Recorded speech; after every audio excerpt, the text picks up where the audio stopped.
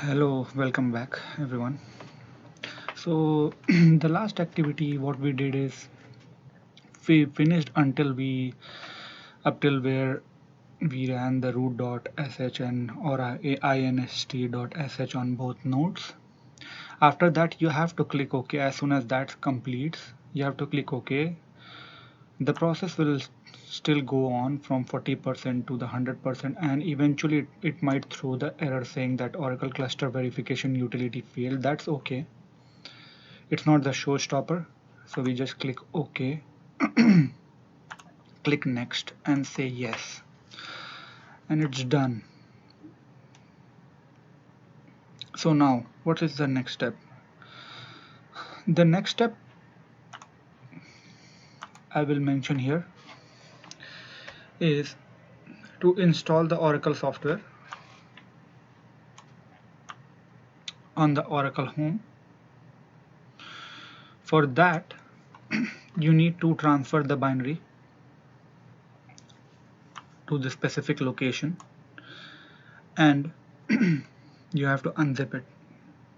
So let's start doing that.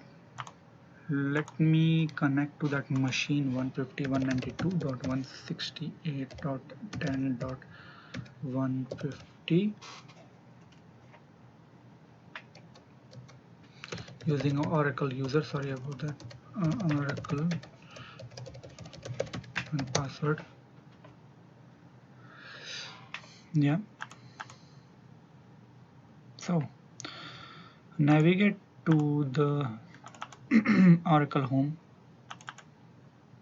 / Oracle base product 12 to database. We will transfer the binary here. So let's locate the binary.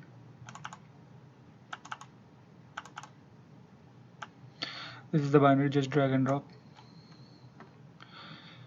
I'll come back, I'll pause the video, I'll come back and then share you the unzipping part of it.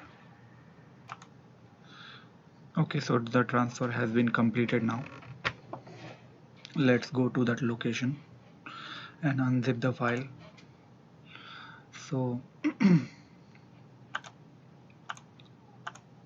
this is the first node, cd / Oracle base product. Unzip the file.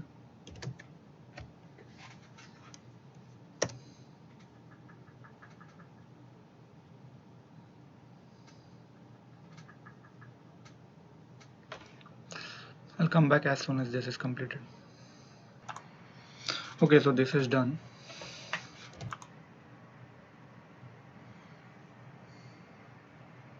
Just run the run installer, just going into the database folder which has been created.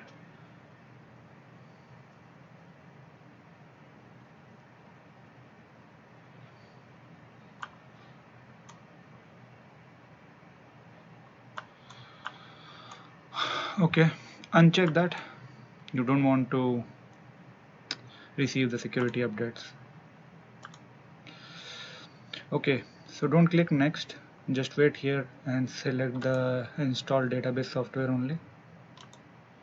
We will first install the database software and then finally we will install the database itself. This is real application clusters, so select that. This is not a single instance or not the one node.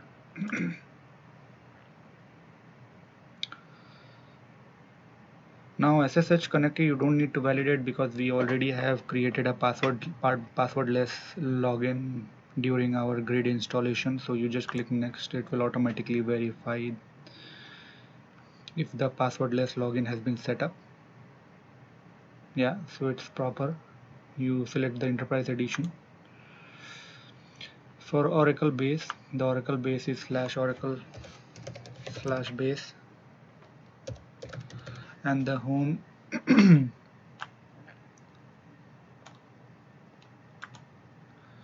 is, you can actually browse it, base product 12 to database. Next,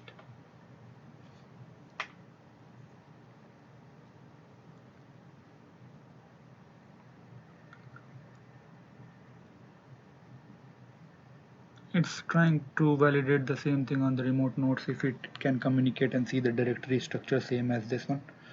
Yeah, now it is complaining that Oracle Home has some directory, we extracted some file, so it's not a problem. We just can say continue. Now this is all okay. Just click next. It will perform the prerequisite checks and will show us what errors are there and what we needed to resolve. I don't think there will be any errors, but still, let's see.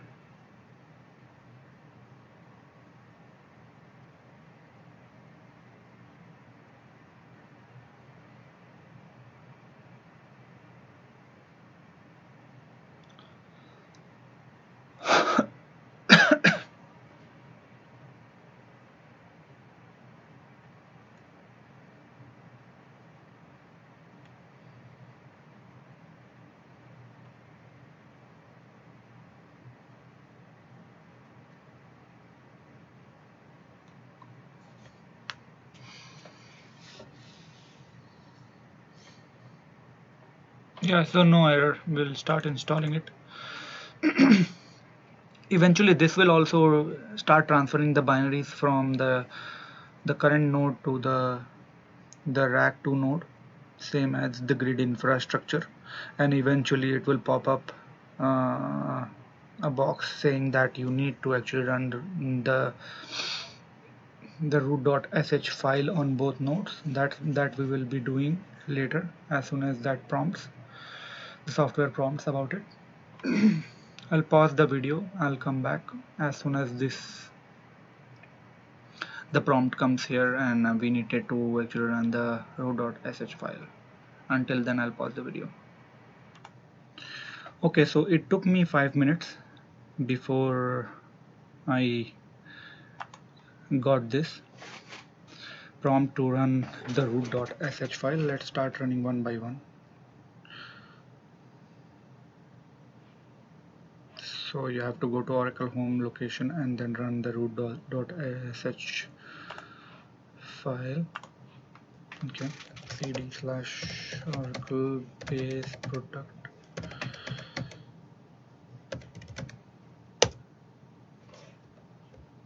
Sorry, don't have to do cd.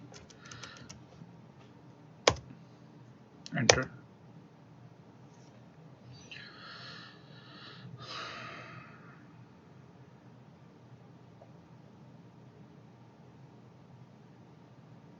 Okay, let's run it on another node.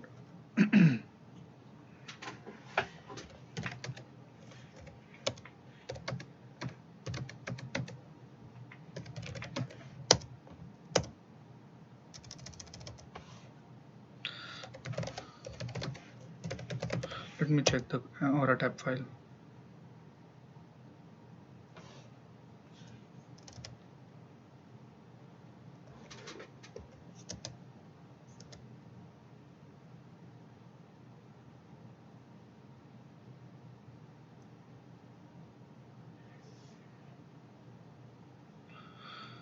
Just give me a moment.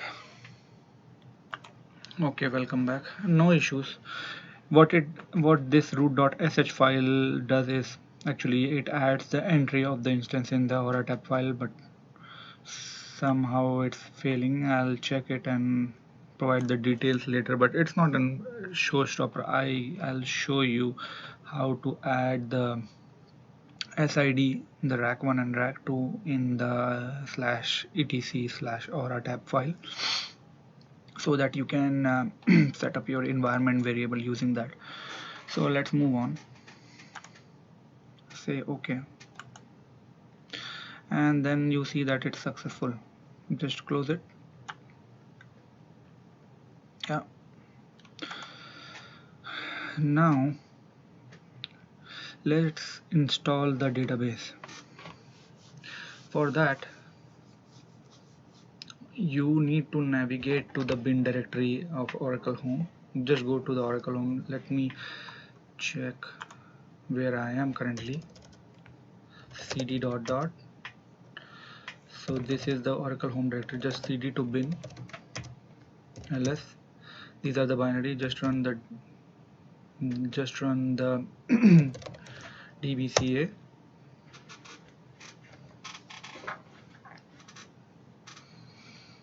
Wait for some moments, it will pop up.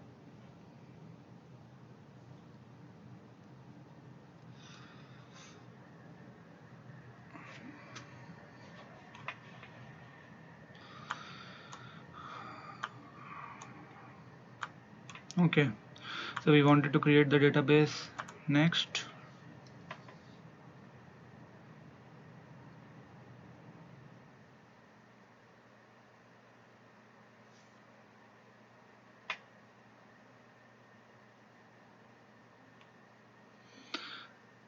Use the advanced configuration.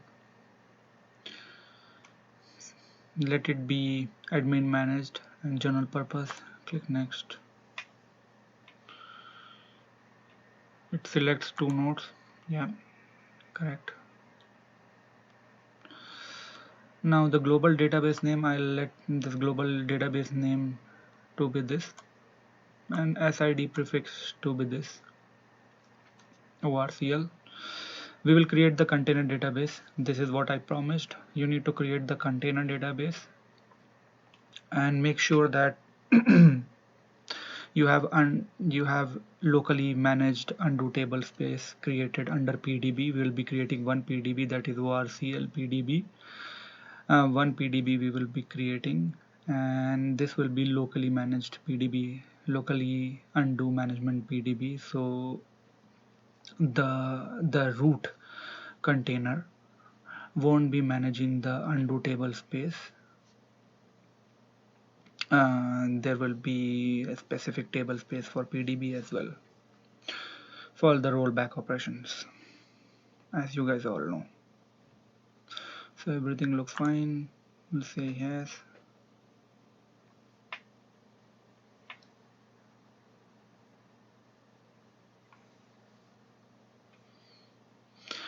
It was trying to find the location, so our database file won't be sitting under ext.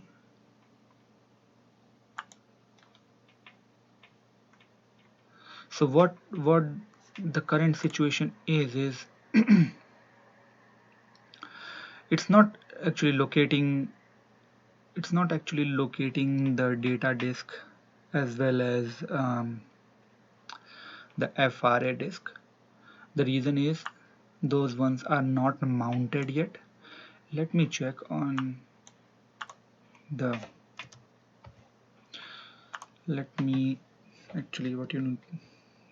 I should do is, from here I'll just go to I'll actually mount the disks.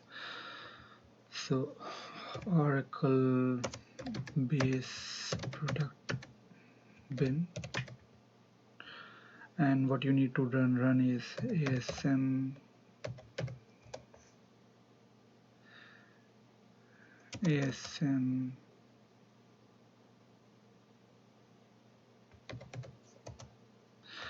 okay, just a second guys. So it's not able to find the directory itself. Oh, sorry.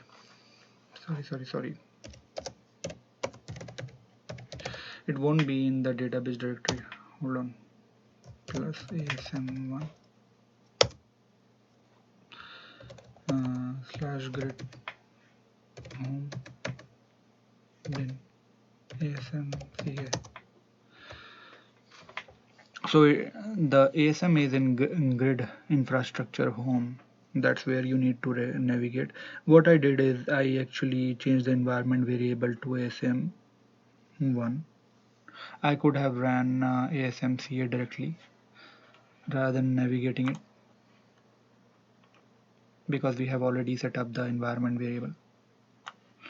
So here I'll show you, and the the interface looks completely different from the older version.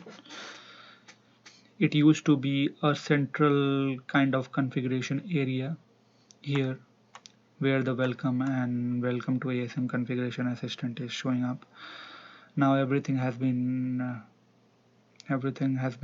put into the left side pane. So no problem, it will show you the different instances, the different disk groups and the volumes. What we will do is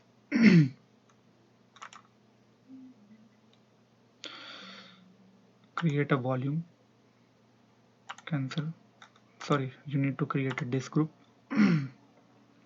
Yeah, so here select the external redundancy, say data, select the data disk, say OK.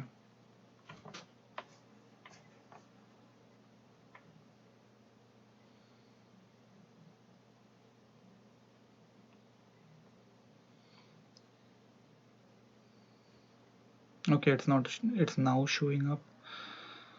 Same thing you need to do for the FRA as well. Select this external and FRA.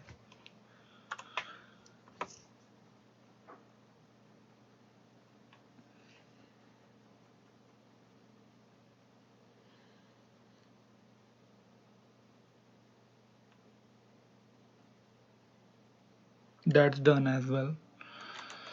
You have to mount all. Yes, it will mount all the disks. So it's done, just close it down. When you see it here and you browse it, you refresh it and you see all the disks now. So you select the data disk. This will be Oracle managed file, OMF style of file location.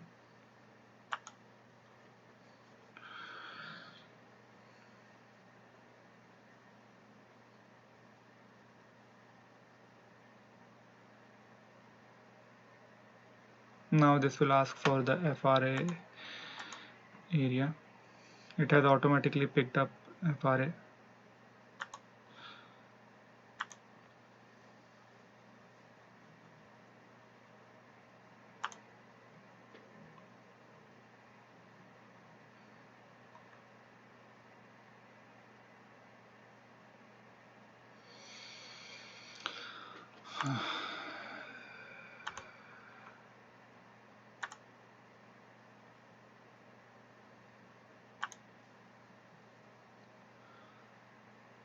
Just a second, let me lower down this 10,000. Hope it works. Yeah, actually the default value was 13 and 13,000, but our disk location was 10,000, so that was the reason that it was throwing the error.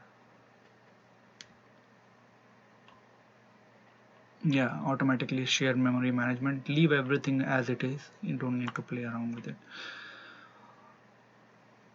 And those ones are actually according to your project requirements. Uncheck all these, enter the password,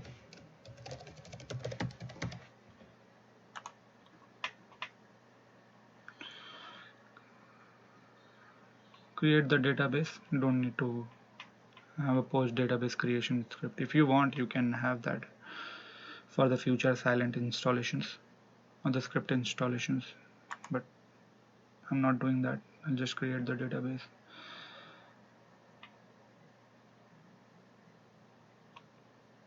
Yes, we want to surely do that. It will throw you error. What you would have done is just added 20 GB and it would have been happily taken it.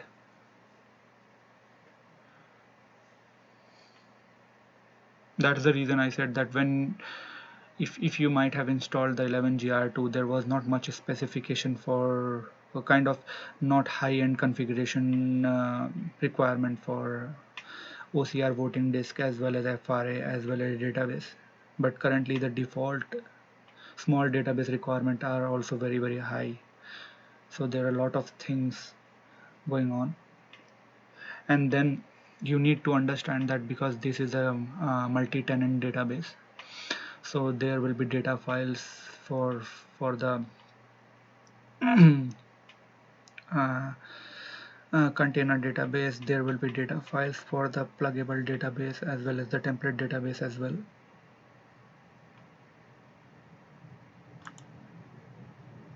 Let's install it.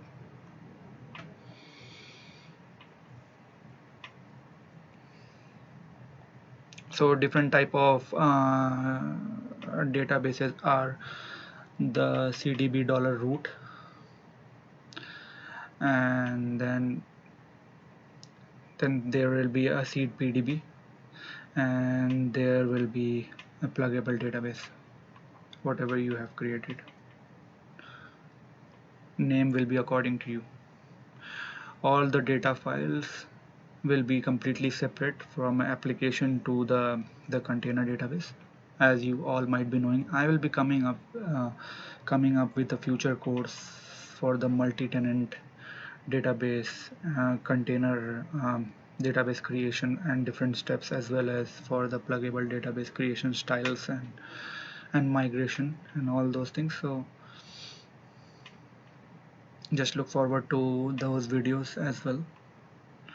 But generally saying, container database will contain the sys own binaries as well as sys own metadata.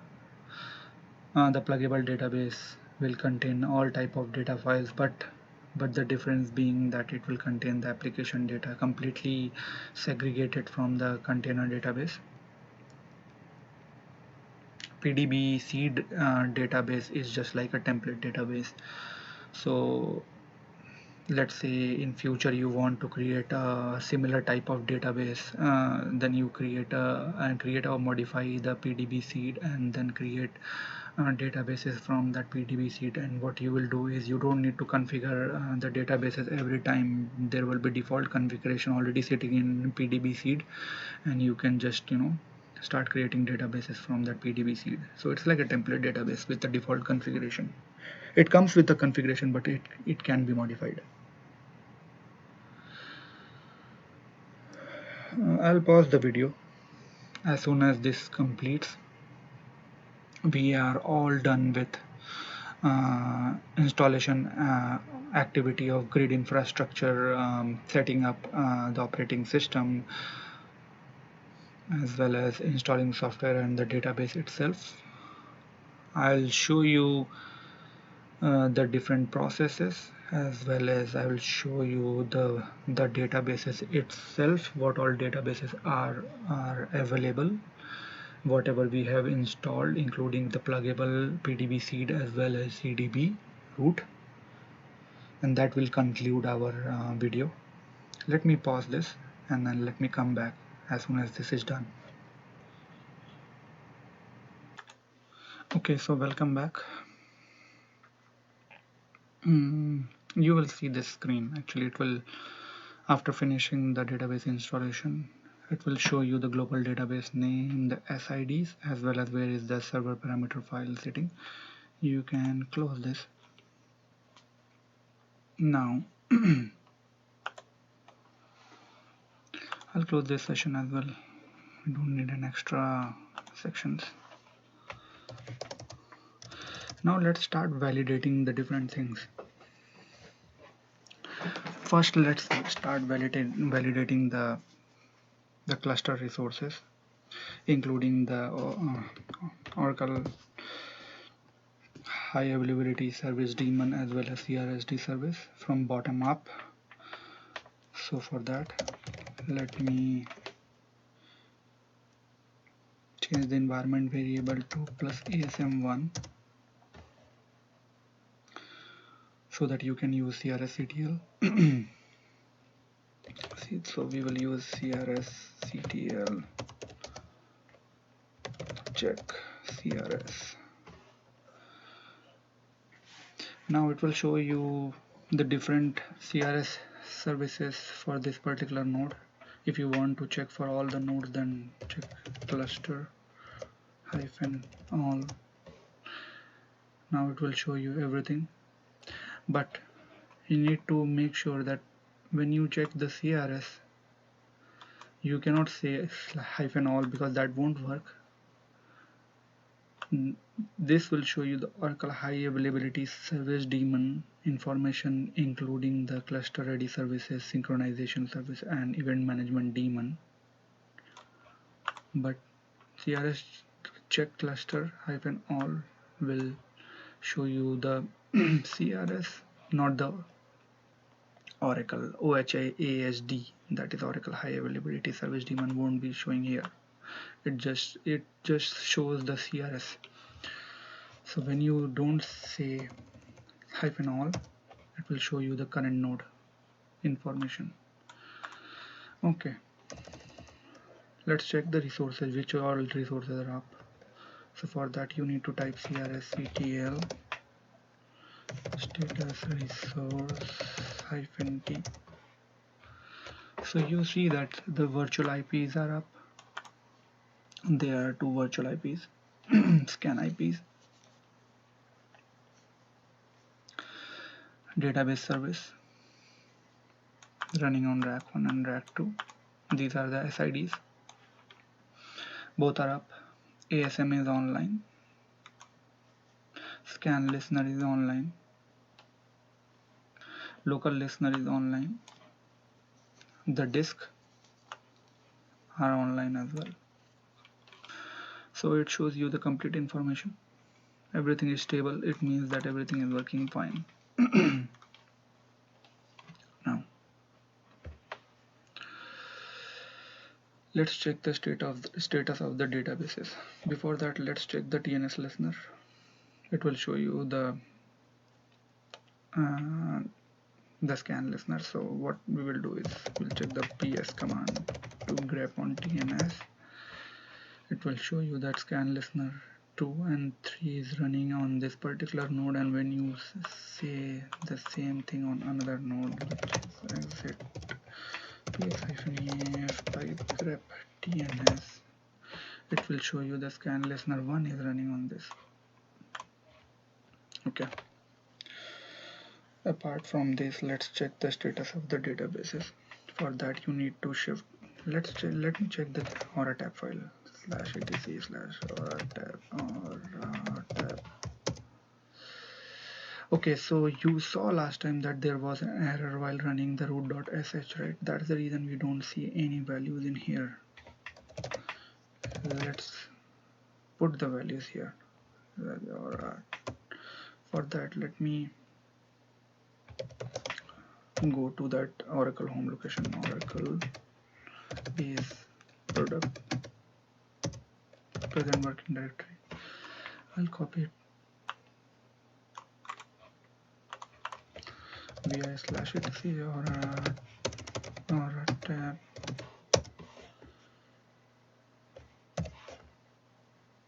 Just go here, say rack 1 colon and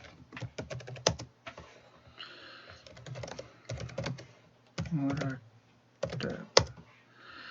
You just copy everything, go to the other node,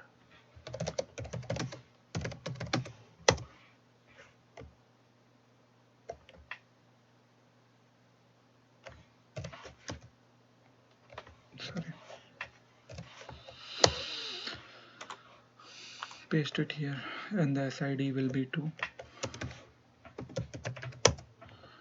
Now you can set the environment variable. This is what the root.sh file would have done. Now I'll say or inv, so rack 1. So now srvctl status database -d orcl.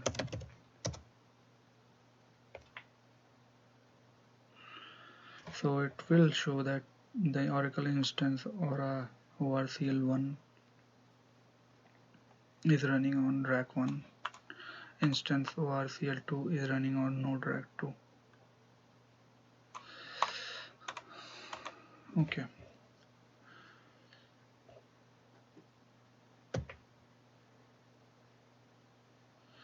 You can also say status instance -d varcl -i rack1.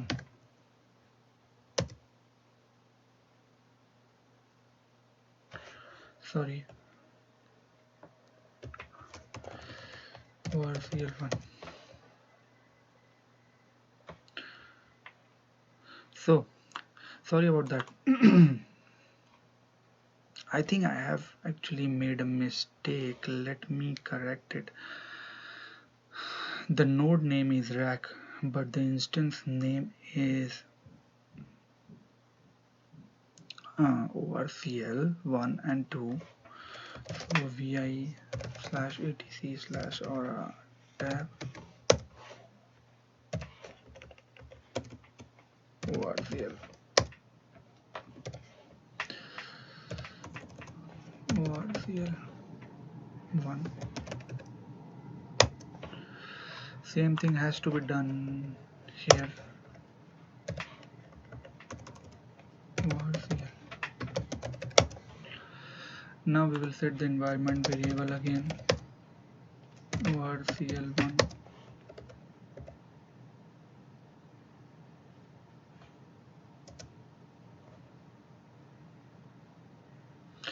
Now it's showing the perfect details.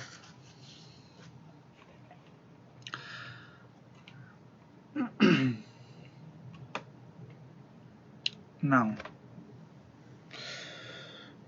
what we are actually planning to do is, just a second, just give me a moment. Okay, welcome back. Now if you want to check the status of the database in verbose mode, then what you need to do is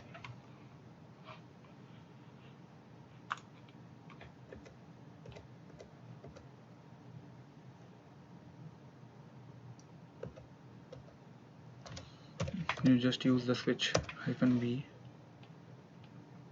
It will show you the instance is open. Now you have, if you guys want to check the status of the network related components or network related details, then you have to do srvctl status node apps. It will show you the different virtual IPs. That virtual IP is enabled on this one and this node. Network is running on this, and then ONS is running on this.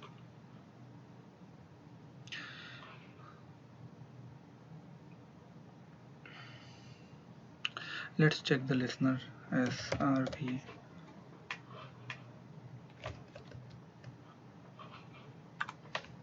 srvctl status listener. Okay, so listener, default listener is running on rack 1 and rack 2. And one more important thing is, in the standalone database you would have seen that the listener.aura file or the tnsnames.aura file could have been located in Oracle home /network/admin/files. Files are the tnsnames.aura and listener.aura, but in grid environment, listener does not run from the Oracle home, but it runs from the grid infrastructure home. That needed to be understood properly. Let's check the scan listener. For that you need to check srvctl status scan _listner. So yeah, it will show you the scan listener, which I have already shown you using the CRSCTL status resource -t or ps-ef pipe grep TNS, or you can use srvctl status scan listener. All the queries will give you the same answer. And just finally check the ASM status, srvctl status ASM. Okay, now we have validated the different components of cluster, that is listener, VIP, scan, and other resources. Now let's check the database process. ps-eaf pipe grep pmon. You see that orcl is running here, asm instance is running here, pmon, orcl2 sid is running here, asm2 is running here. Now let's log into the database.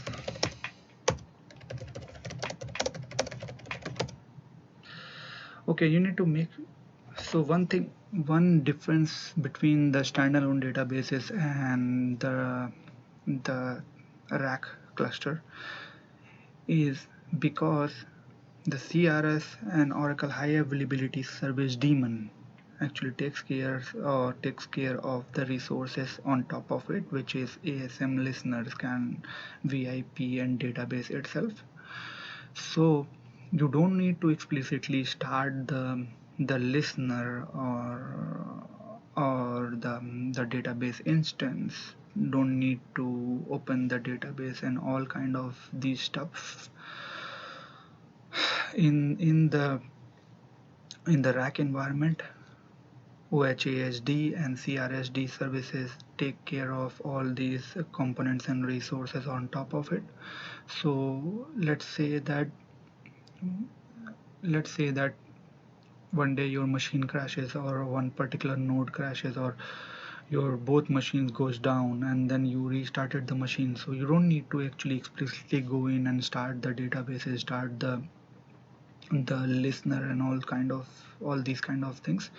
You need to just wait for a moment. OHASD will automatically start the ASM, and then eventually it will start the CRSD, and CRSD will eventually start the different component on top of it, which is a listener, VIP, and other components. So you just need to give it 1 or 2 minutes, and you will see that everything comes up automatically, and you just go in, set up the environment variable, and just log in and start working on it. Let me show you the multi-tenant environment. We are not going to go in detail, but I will show you the different containers. And okay, so first thing is, what if you want to actually check if this database is CDB or not? Then what command you need to run? So you need to run is, okay, so you guys have already seen all the different different queries, how to query the pluggable and the CDB root and the PDB seed databases. In future I will be coming up with the multi-tenant database lectures, where I will show you how the multi-tenant environment came into picture, what issues it's resolving from the older version, and why it came into being. Now the other thing is how to create the container database from startup, and how to create pluggable databases, how to migrate non-pluggable non-CDB to CDB databases, or from non-CDB to the pluggable databases. So all those settings, all those things will be coming up in future. Thank you very much for attending this course. I hope you liked it. Thanks.